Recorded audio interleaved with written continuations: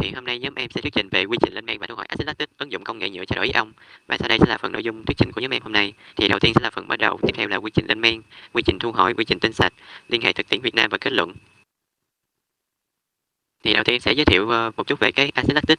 Thì axit lactic nó có công thức hóa học là C3H6O3, cấu trúc của nó có chứa một nguyên tử carbon bất đối xứng, giúp nó có hoạt tính quang học. Thì cái carbon bất đối xứng này nó giúp axit lactic tổng thể ở hai dạng đồng phân quang học là L và D. Thì axit lactic có các nhóm chất kép cho phép nó tham gia vào nhiều phản ứng chuyển hóa hóa học và tạo ra nhiều sản phẩm khác nhau. Trong dung dịch thì nó thường phân ly thành ion lactate và ion H cộng. Ở trạng thái đậm đặc thì nó có xu hướng hình thành các dimer lactate.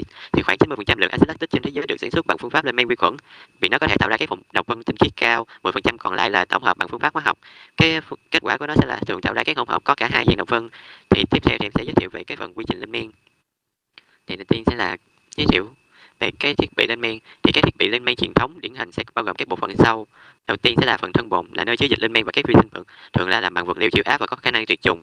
Tiếp theo là phần vỏ áo nhiệt, thì đây là cái phần bao quanh bồn, dùng có vai trò điều tiết nhiệt độ thông qua dòng nước ra vào. Thì tiếp theo nữa là hệ thống khuấy trộn. Thì hệ thống này bao gồm động cơ, trục khuấy và cách khuấy, có vai trò là tạo dòng chảy để phân tán đều chất dinh dưỡng, nhiệt độ vi sinh vật, đồng thời hỗ trợ chuyển khối. Thì cuối cùng là hệ thống cảm biến và kiểm soát. Thì cái giám sát nó sẽ giám sát liên tục các thông số sống còn, bao gồm nhiệt độ, độ pH, nồng độ oxy hòa tan. Việc kiểm soát độ pH là yếu tố then chốt, bởi vì axit lactic sẽ tích tụ và làm giảm pH, gây ức chế ngược sự sinh trưởng của vi khuẩn. Thì cái hạn chế lớn nhất của các hệ thống lên men truyền thống này đó chính là nó sẽ có hiện tượng là ức chế sản phẩm cuối cùng, nghĩa là khi mà nồng độ lactic tự do đạt mức 1-2% trọng lượng, sự sinh trưởng của vi khuẩn sẽ bị dừng lại do các tế bào bị axit hóa nội bào và mất năng lượng. Điều này sẽ làm kéo dài thời gian lên men và giảm năng suất. Để giải quyết cái vấn đề này thì người ta sẽ tích hợp các hệ thống màng lọc hoặc vi lọc có kích thước nano. Thì việc tích hợp công nghệ màng lọc này vào quy trình lên men sẽ giúp loại bỏ các thực chất hiệu quả. Thì cái màng lọc nó sẽ đóng vai trò như là một cái rào cản vật lý chọn lọc. Khi dịch lên men đi qua màng, các vi sinh vật và các phân tử lớn sẽ bị giữ lại và đưa ngược trở lại vùng lên men, trong khi các axit lactic và các chất hòa tan nhỏ hơn sẽ đi xuyên qua lỗ màng. Cơ chế này sẽ giúp cho phép duy trì mật độ tế bào cực cao trong bụng lên men, từ đó gia tăng năng suất và tốc độ chuyển hóa cơ chất của vi khuẩn. Thì để tiếp tục cái phần quy trình lên men này thì em xin mời bạn Khoa trình bày. Em tên là Trần Ngọc Anh Khoa và tiếp theo em xin trình bày về cơ chế lên men axit lactic. Thì trong quá trình chuyển hóa do thiếu hệ thống hô hấp chức năng nên là vi khuẩn lactic thu năng lượng thông qua quá trình phosphorin hóa ở mức cơ chất trong hai con đường chuyển hóa để lên men Hexager, tức là lên men đồng hình và lên men dị hình. Con đường lên men chuyển hóa đầu tiên là lên men đồng hình dựa trên quá trình đường phân hay còn gọi là EMP. Đến giai đoạn tạo axit pyruvic, axit này được khử hai nguyên tử hydro nhờ hoạt động của enzyme lactico dehydrogenase để trở thành axit lactic. Lượng axit lactic mà lên men đồng hình tạo thành chiếm hơn 90% tổng số sản phẩm và chỉ có một lượng nhỏ sản phẩm phụ được tạo thành. Và đây là con đường cho ra hiệu suất thu hồi axit lactic nhất việc lên men công nghiệp. Con đường thứ hai là lên men dị hình đi theo con đường pentose phosphate, xảy ra trong trường hợp vi khuẩn lactic không có các enzyme cơ bản của quá trình đường phân như là hydrolase. Quá trình lên men dị hình phức tạp hơn và chỉ có 50% lượng đường tạo thành axit lactic. Ngoài ra thì còn có các sản phẩm phụ khác như là axit acetic, ethanol, CO2. Và tiếp theo là về vi khuẩn lên men lactic. Thì vi khuẩn lên men lactic là tên gọi chung của những vi khuẩn có khả năng chuyển hóa carbon hydrate thành để sinh ra axit lactic, và chúng được xếp vào họ Lactobacteriaceae. Và vi khuẩn gram dương có thể là cầu khuẩn như là lưỡng cầu, tứ cầu, liên cầu, trực khuẩn ngắn hoặc là trực khuẩn dài đứng đơn độc thành chuỗi là vi khuẩn gram dương. Và vi khuẩn lactic sinh sản bằng cách phân chia tế bào. Với điều kiện thuận lợi thì thời gian thế hệ của chúng chỉ là 15 phút, điều kiện không thuận lợi thì có thể kéo dài đến 24 giờ. Về hô hấp thì các loại lên men axit lactic sinh trưởng tốt nhất ở điều kiện kỹ khí, đặc biệt là các loại lên men dị hình. Các loại không sử dụng pentose phosphate thì phát triển kém hơn trong điều kiện này. Sau đây là một số loại vi khuẩn phổ biến được phân loại theo khả năng lên men. Các vi khuẩn lên men đồng hình được chia làm hai loại là ưa ấm, là loại phát triển tốt ở 28 đến 35 độ C, và ưa nhiệt, là loại phát triển tốt ở 40 đến 60 độ C. Vi khuẩn lên men đồng hình ưa ấm điển hình có cầu khuẩn Streptococcus lactis hay là trực khuẩn Lactobacillus plantarum. Vi khuẩn lên men đồng hình ưa nhiệt nổi bật là cầu khuẩn Streptococcus thermophilus và trực khuẩn như là Lactobacillus delbrueckii. Bên cạnh còn có các chủng lên men dị hình như là cầu khuẩn Leuconostoc mesenteroides hay là trực khuẩn Lactobacillus brevis. Và các yếu tố ảnh hưởng đến vi khuẩn trong quá trình lên men axit bao gồm nhiệt độ, độ pH, oxy không khí và dinh dưỡng. Đầu tiên là nhiệt độ tối ưu của vi khuẩn lactic là 25 độ C, đa số vi khuẩn lactic sẽ bị chết từ 45 độ C trở lên.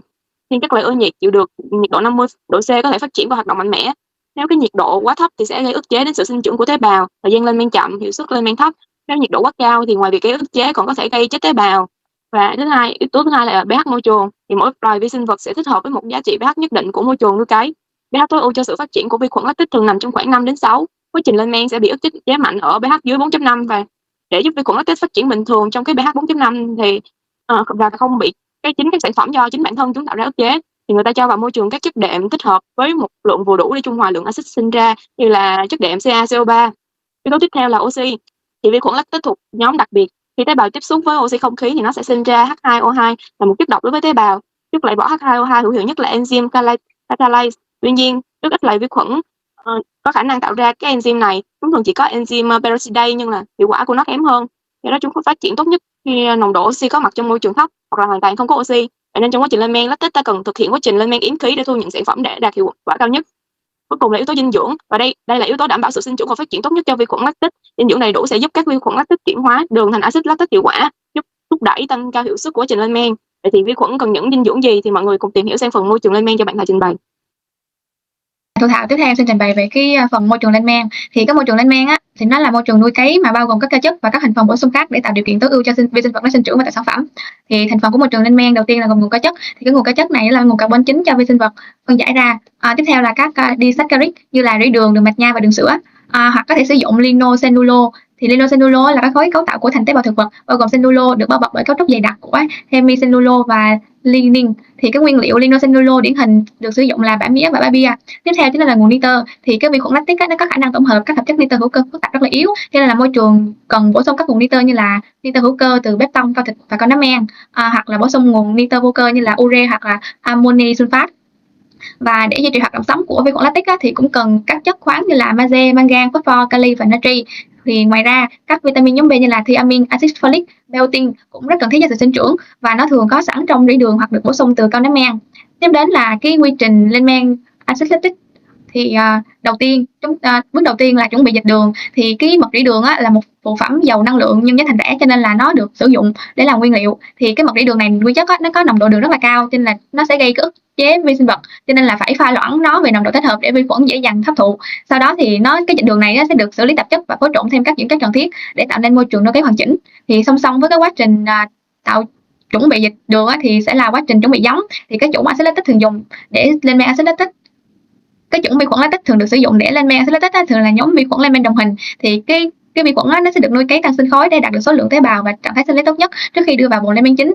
Thì tiếp theo chính là giai đoạn quan trọng nhất là giai đoạn lên men. Thì tại cái giai đoạn này thì dịch đường và vi khuẩn giống sẽ được đưa vào bồn phản ứng. Thì trong quá trình chuyển hóa đường thải axit lactic thì độ pH của trong bồn nó sẽ giảm nhanh, và điều này có thể làm chết các vi khuẩn cho nên là người ta sẽ bổ sung thêm CaCO3 3 đến 4 lần mỗi ngày. Thì cái CaCO3 này nó đóng vai trò như là tác nhân trung hòa, nó giúp duy trì môi trường ổn định để vi khuẩn hoạt động bền bỉ nhất cho đến khi cạn kiệt nguyên liệu. Thì kết thúc quá trình lên men thì chúng ta sẽ thu được cái dịch lên men chứa muối canxi lactate. Thì để mà thu được cái axit lactic thì chúng ta sẽ qua cái quá trình thu hồi do bạn Thanh Tú trình bày.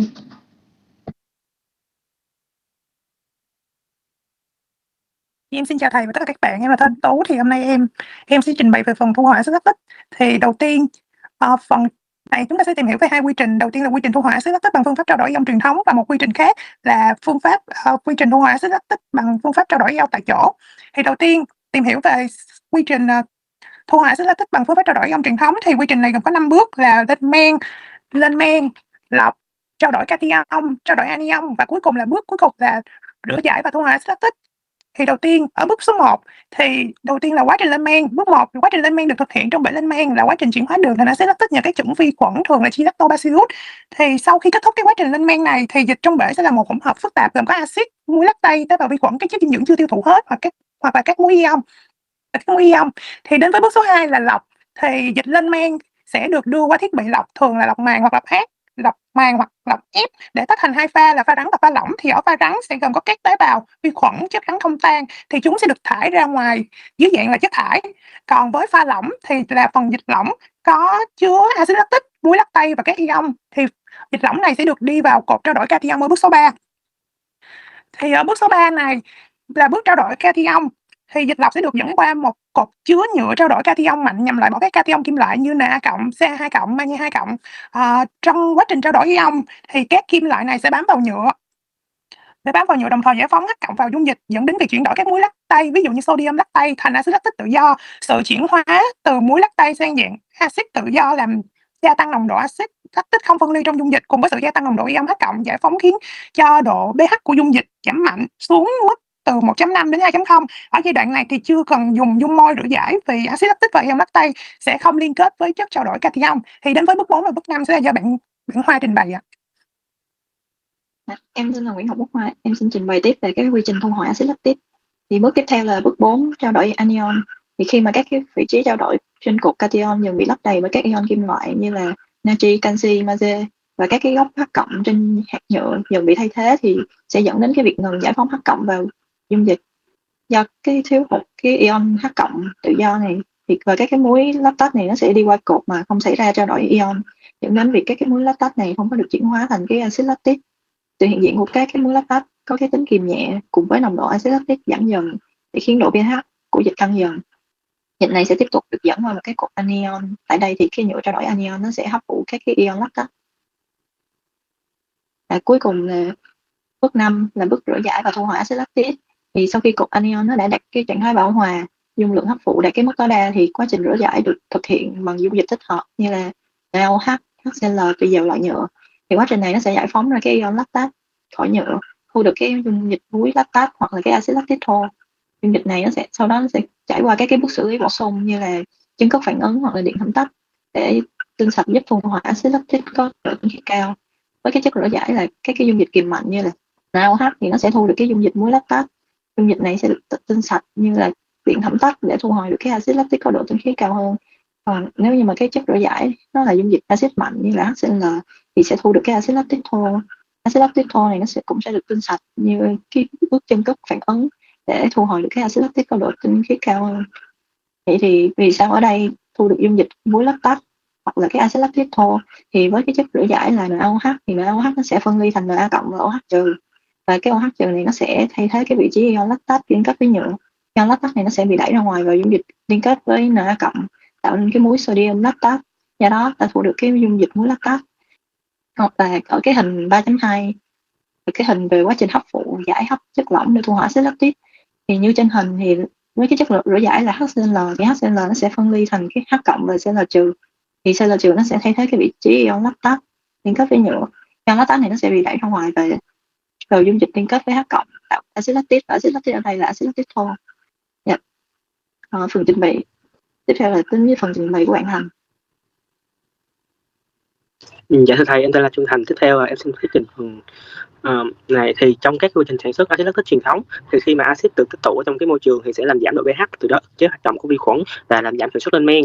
Thì để khắc phục được cái vấn đề này á, thì ở đây thì có một giải pháp hiệu quả hơn là phương pháp tách axit lactic ngay tại chỗ trong quá trình lên men, hay còn được gọi là cái phương pháp in situ. Về cách thực hiện á, thì thay vì đợi kết thúc lên men mới thu hồi được cái sản phẩm, thì chúng ta sẽ bổ sung trực tiếp cái hạt nhựa trao đổi ion vào bề mặt cái bể lên men ngay từ đầu hoặc là trong suốt quá trình lên men. Khi vi khuẩn tạo ra cái axit lactic thì axit sẽ phân ly thành các cái ion lactate. Ngay lập tức thì các cái hạt nhựa sẽ hấp thụ các ion này, giúp kiểm soát cái môi trường phản ứng. Thì nhìn vào hình thì chúng từ bên trái qua phải, thì ở cái ô hình vuông đầu tiên thì sẽ là cái giai đoạn lên men đầu tiên. Thì trong cái quá trình vi sinh vật chuyển hóa thành axit lactic thì các cái hạt nhựa trao đổi ion, hay còn được gọi là các hạt resin, sẽ được cho vào trực tiếp vòng lên men. Thì vai trò của các hạt nhựa này là khi mà cái axit lactic được sinh ra thì các cái hạt resin này sẽ hấp thụ và giữ lại. Việc này giúp duy trì pH ổn định trong môi trường, giúp vi khuẩn hoạt động bền bỉ hơn mà không cần phải sử dụng quá nhiều cái chất trung hòa như là CaCO3. Tiếp theo sẽ là cái giai đoạn tách sinh khối. Thì lúc này thì trong cái dịch lên men sẽ chứa cái hỗn hợp bao gồm là tế bào vi khuẩn, hạt resin đã bám axit lactic và các thành phần thừa. Thì qua cái quá trình ly tâm hoặc là cái quá trình lọc thì các phần này nó tách ra với nhau, và cái chất thải mà không cần thiết á, không có giá trị thì sẽ được bỏ và nó sẽ đi vào cái phần waste. Tiếp theo là cái giai đoạn là phân giải cái hấp thụ. Thì cái hạt resin sau khi được tách ra khỏi cái cục trao đổi ion thì một cái dung dịch rửa giải từ cái elution sẽ được bơm vào, thường là cái axit hoặc là bazơ mạnh tùy lại, sẽ bơm qua cột, có nhiệm vụ là đẩy cái axit lactic ra khỏi hạt nhựa và làm sạch cái hạt nhựa để tái sử dụng. Bước tiếp theo sẽ là cái bước thu hồi sản phẩm. Thì từ cái dòng cột trao đổi ion lúc này sẽ chứa cái nồng độ axit lactic cao. Sản phẩm sau đó sẽ được trải qua cái bước khô đặc hoặc tinh sạch để đạt tiêu chuẩn thương mại. Thì điểm chính của ba phương pháp này thì đầu tiên sẽ là nó sẽ giúp duy trì cái pH ổn định. Thì cái hạt nhựa giống như là một cái bộ đệm, thì khi mà hấp thụ cái ion lactate này á, nên môi trường sẽ không bị axit hóa quá mức, vì vậy là không cần bổ sung chất kiềm hóa học. Thứ hai là sẽ giảm cái ức chế vi sinh vật. Do axit lactic liên tục được loại bỏ thì vi sinh vật sẽ không ảnh hưởng đến sản phẩm cuối, từ đó hoạt động lâu hơn và hiệu quả hơn. Thứ ba là nó sẽ đơn giản hóa quy trình và tiết kiệm hơn. Thì làm sao để cái hạt nhựa này hấp thụ được axit lactic hiệu quả như vậy á, thì chúng ta sẽ đi tìm hiểu về cái cơ chế 10 bước của quá trình trao đổi ion. Thì cơ chế này á, sẽ được chia ra làm 3 giai đoạn chính. Đầu tiên giai đoạn 1 á, sẽ được chia là từ bước 1 tới bước 4 là giai đoạn tiếp cận và thâm nhập. Thì đầu tiên axit lactic trong cái dung dịch phân ly thành cái ion lactate mang điện âm và ion H cộng. Sau đó thì các ion lactate này sẽ khuếch tán vào trong dung dịch và tiếp cận cái lớp màng bao quanh hạt nhựa. Lúc này thì nó sẽ đi xuyên qua cái lớp màng này và cuối cùng là chui vào bên trong cái cấu trúc hạt xốp của hạt nhựa. Giai đoạn 2 sẽ là giai đoạn trao đổi ion từ bước 5 tới bước 6, là tại đây thì các ion lactate sẽ gắn vào một cái nhóm chất của hạt nhựa, đồng thời để giữ cân bằng điện tích một cái ion khác bám trên cái hạt nhựa sẽ bị đẩy ra ngoài. Và giai đoạn cuối cùng là giai đoạn giải phóng và tái kết hợp, là từ bước 10 tới bước 7 thì ion sẽ bị đẩy ra ngoài, di chuyển từ trong hạt ra bên ngoài hạt, đi xuyên qua lớp màng và quay trở lại dung dịch. Cuối cùng thì nó sẽ kết hợp với các ion khác trong môi trường và hoàn thành một chu trình trao đổi. Thì hiệu quả của cái toàn bộ quá trình này phụ thuộc vào rất lớn vào độ pH. Thông thường thì pH cần được duy trì áp hơn pKa của axit lactic là khoảng 3,86, là để nhựa ion có thể hấp thụ cái tốt nhất và độ chọn lọc cao nhất. Phần thuyết trình kết thúc và mời bạn tiếp theo ạ.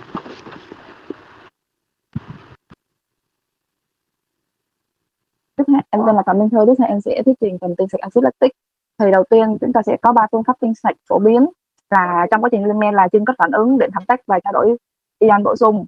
Đầu tiên là trưng cất phản ứng, các axit lactic thô này sẽ được chuyển hóa thành các ester bằng cái phản ứng cồn. Sau đó thì người ta sẽ trưng cất các ester này rồi để thủy phân thu axit lactic tinh khiết. Phương pháp này sẽ cho hiệu suất khá cao, khoảng 95%. Và ngoài ra thường người ta còn kết hợp với trưng cất phân đoạn và trưng cất chân không để tăng hiệu quả tách. Phương pháp thứ hai là điện thẩm tách. Các phương pháp này sẽ sử dụng dòng điện và các màng trao đổi ion để tách tạp chất, đồng thời sẽ làm đậm đặc axit lactic. Cái điểm nổi bật của cái điện thẩm tách này là sẽ đạt được cái độ tinh khiết quang học cao lên đến 99,8%, nhưng nó lại đòi hỏi cái tích hợp nhiều màng và tiêu tốn điện năng. Với phương pháp cuối cùng là trao đổi ion bổ sung, thì đây sẽ là cái bước tinh sạch cuối cùng. Axit lactic sẽ được đi qua cột nhựa trao đổi ion một lần nữa để loại bỏ hoàn toàn các ion vết hoặc muối còn dư thừa lại, và nhờ đó thì ta có thể đạt được axit lactic có độ tinh khiết cao nhất. Và tiếp theo là cái bảng so sánh về các phương pháp tinh sạch này. Chúng ta sẽ cùng xem so sánh 3 phương pháp này.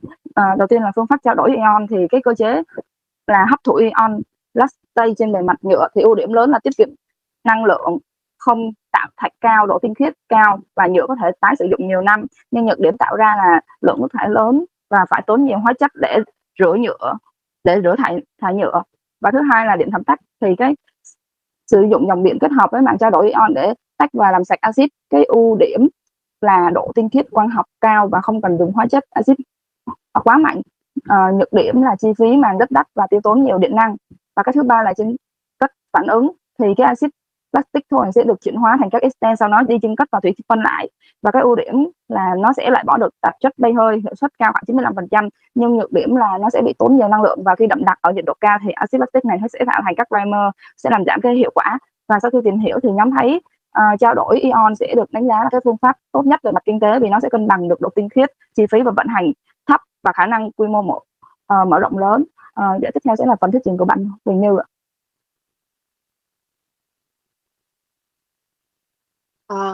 Em là Huỳnh Như, thì em sẽ xin thuyết trình về phần liên hệ thực tiễn Việt Nam. Đầu tiên là tiềm năng và thực tiễn tại Việt Nam. Thì tại Việt Nam có nguồn lignocellulose dồi dào, ví dụ như rơm rạ, bã mía, các phụ phẩm nông nghiệp sẽ tập trung nhiều ở vùng đồng bằng sông Cửu Long và vùng miền Trung, với chi phí thấp và dễ khai thác. Thực tiễn đã có nhiều nghiên cứu về lên men axit lactic từ sinh khối, kèm theo đó là ứng dụng vi khuẩn lab và nguyên liệu giá rẻ từ rỉ đường và phụ phẩm, với xu hướng kết hợp công nghệ trao đổi ion để tăng hiệu suất và giảm chất thải. Tiếp theo là thách thức và thị trường thách thức và hướng phát triển. Nhu cầu nhựa sinh học đang tăng mạnh, xấp xỉ khoảng 15,2% trên một năm. Ứng dụng bao bì sinh học, vật liệu composite thân thiện với môi trường, công nghệ sản xuất, nhưng có thách thức là công nghệ sản xuất chưa đồng bộ, kèm theo đó là chi phí cao, khó khăn trong việc tiền xử lý lignocellulose và tinh sạch sản phẩm, và quy mô sản xuất công nghiệp còn hạn chế. Và hướng phát triển là tận dụng phụ phẩm nông nghiệp với quy mô lớn, tối ưu quy trình pH, nhựa trao đổi ion, công nghệ lên men, và đầu tư vào công nghệ và mở rộng sản xuất nhựa sinh học trong nước. Và tóm lại, giải pháp tối ưu cho việc lên men axit lactic là kết hợp lên men bổ sung và thu hồi axit lactic bằng nhựa trao đổi ion, sẽ khắc phục ức chế sản phẩm của phương pháp lên men theo truyền thống. Thì phương pháp tối ưu này sẽ đạt hiệu suất thu hồi vượt trội, đạt tới 91% hiệu suất thu hồi so với 60 đến 70% phương pháp cũ, đạt độ tinh khiết 92 đến 94,6%. Về lợi ích môi trường thì sẽ loại bỏ hoàn toàn thạch cao, nhựa tái sinh được nhiều lần với độ bền và sử dụng được nhiều năm, tiết kiệm năng lượng. Về lợi ích kinh tế thì sẽ giảm chi phí hạ nguồn 30 đến 40% với chi phí tái sinh thấp và hóa chất phổ biến rẻ, dễ kiếm, phù hợp với doanh nghiệp vừa và nhỏ. Phần thuyết trình của nhóm đến đây là hết. Cảm ơn thầy và mọi người đã lắng nghe.